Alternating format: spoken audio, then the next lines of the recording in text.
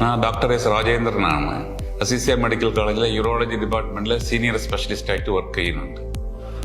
നമ്മൾ ഇവിടെ കൂടുതൽ കിഡ്നി സ്റ്റോൺ കേസുകൾ ഒരുപാട് വരുന്നുണ്ട്. അതിന് പല കാരണങ്ങളുണ്ട്. കൂടുതൽ കാരണങ്ങൾ നമ്മൾ ഭക്ഷണക്രമത്തിൽ കാൽഷ്യം, യൂറിക് ആസിഡ് കൂടുതലുള്ള പദാർത്ഥങ്ങൾ കഴിക്കുന്നത് കൊണ്ടും വെള്ളം കൂടി കുറവ് കൊണ്ടുമാണ് ഇത് കൂടുതൽ വരുന്നത്. ഇപ്പോൾ സ്റ്റോൺ വരുന്ന ടെൻഡൻസിയെ നമുക്ക് മാറ്റാൻ പറ്റത്തില്ല. സ്റ്റോണിന് ഒരുപാട് ട്രീറ്റ്മെന്റ് ഉണ്ട്. 30 വർഷം 40 വർഷം മുൻപ് ഓപ്പറേഷൻ മാത്രമേ ചെയ്യാറുള്ളൂ. അത് കഴിഞ്ഞിട്ട് PCNL പറഞ്ഞ ഒരു പ്രൊസീജിയർ ഉണ്ട്. PCNL എന്ന് പറഞ്ഞാൽ കിഡ്നിയിലെ ഒരു താക്കോൽ ദ്വാരം വെളിയിലിരുന്ന് ഹോളിട്ട് കിഡ്നി വഴി ചെന്ന് ഹോളിട്ട് കല്ല് എടുക്കുന്നത്. അത് പോപ്പുലർ ആയിരുന്നു. പക്ഷേ ഇപ്പൊ ലേറ്റസ്റ്റ് ആയിട്ട് RIRS എന്ന് പറഞ്ഞ ഒരു പുതിയ സംവിധാനം വന്നിട്ടുണ്ട്. ഇതിന് പറഞ്ഞാൽ നമ്മൾ എവിടെയും കണ്ടിക്കുന്നുമില്ല, ഹോൾ ഇടുന്നില്ല, മുറിവൊന്നുമില്ല.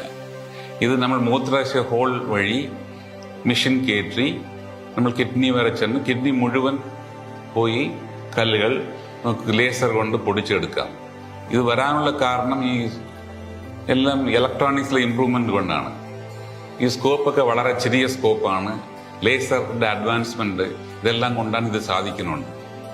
ലേസർ വെച്ച് നമ്മൾ കംപ്ലീറ്റ് എല്ലാ സ്റ്റോൺസെയും പൗഡറായിട്ട് ആക്കി ഒരു സ്റ്റെൻഡും ഇടും. 1 മാസം കഴിഞ്ഞ് സ്റ്റെൻഡ് എടുക്കും. പക്ഷെ സാധാരണ 2 സെന്റിമീറ്റർ സ്റ്റോൺ വരെ ഒരു പ്രാവശ്യം ചെയ്താൽ മതി, കംപ്ലീറ്റ് മാറും. സ്റ്റോൺ വലിപ്പം അതിനെക്കാട്ട് കൂടുമ്പോൾ നമുക്ക് ഒന്നിനെ കൂടുതൽ ചെയ്യേണ്ടി വരും. പക്ഷെ ചെയ്താലും നമുക്ക് കംപ്ലീറ്റ് വേറെ ബ്ലീഡിങ് പ്രോബ്ലം, കോംപ്ലിക്കേഷൻസ് വളരെ കുറവാണ്. PCNL കമ്പയർ ചെയ്യുമ്പോൾ ഇത് വളരെ വളരെ കുറവാണ്. നമുക്ക് വീണ്ടും വേണമെങ്കിൽ ഒന്നുകൂടെ വലിയ സ്റ്റോൺ ആകുമ്പോൾ അങ്ങനെ ഇവിടെ 5 സെന്റിമീറ്റർ 6 സെന്റിമീറ്റർ സ്റ്റോണൊക്കെ ഇവിടെ ചെയ്തിട്ടുണ്ട്. 2 പ്രാവശ്യമായിട്ട് നമുക്ക് ചെയ്യേണ്ടി വരും. അത്രയേ ഉള്ളൂ.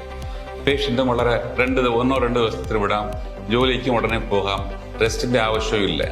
PCNL ചെയ്യുവാണെങ്കിൽ 1 മാസം നമുക്ക് വലിയ ജോലിയൊന്നും ചെയ്യാൻ പറ്റത്തില്ല. ബ്ലീഡിങ് പ്രോബ്ലം കൂടുതലാണ്.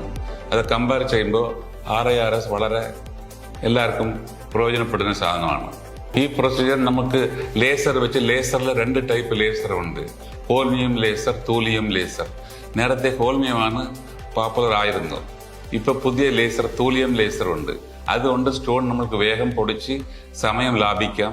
ആ 2 ലേസറും നമുക്ക് അസിസിയ മെഡിക്കൽ കോളേജിൽ ഉണ്ട്. നമുക്ക് അതുകൊണ്ട് തൂലിയം ലേസർ ഉള്ളതുകൊണ്ട് ഒരുപാട് പ്രയോജനമുണ്ട്. വലിയ സ്റ്റോൺസിൽ നമുക്ക് വേഗം പൊട്ടിച്ച് കിടക്കാൻ പറ്റും.